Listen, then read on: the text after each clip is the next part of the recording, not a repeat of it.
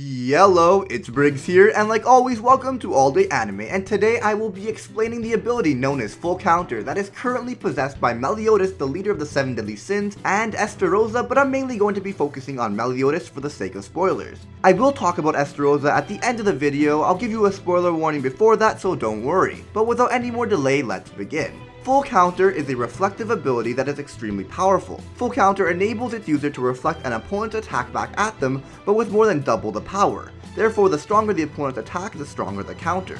Meliodas' version of Full Counter can only reflect magic attacks. Therefore, it cannot be used against a normal punch or sword slash.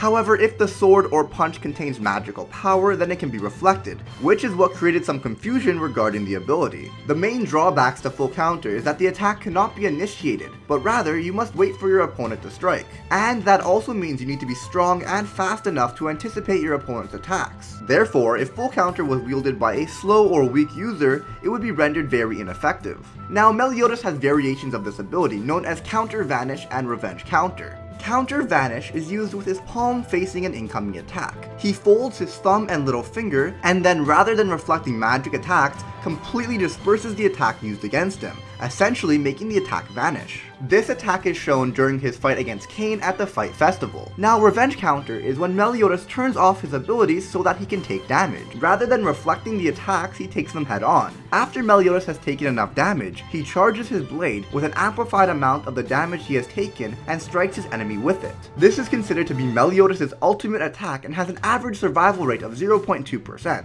This attack is seen during his battle with Hendrickson. And that is basically the end of the video. I'm going to now distinguish the difference between Meliodas' Full Counter and Estarossa's. You have been warned.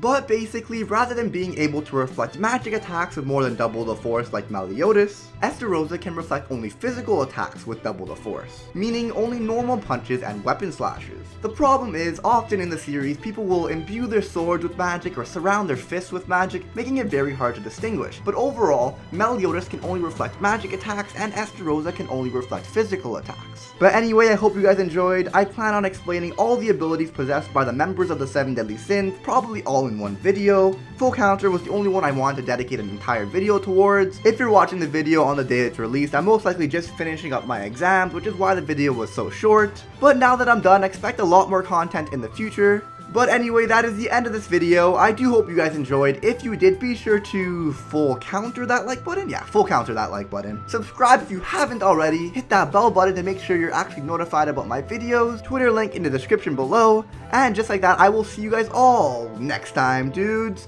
Shin Paku.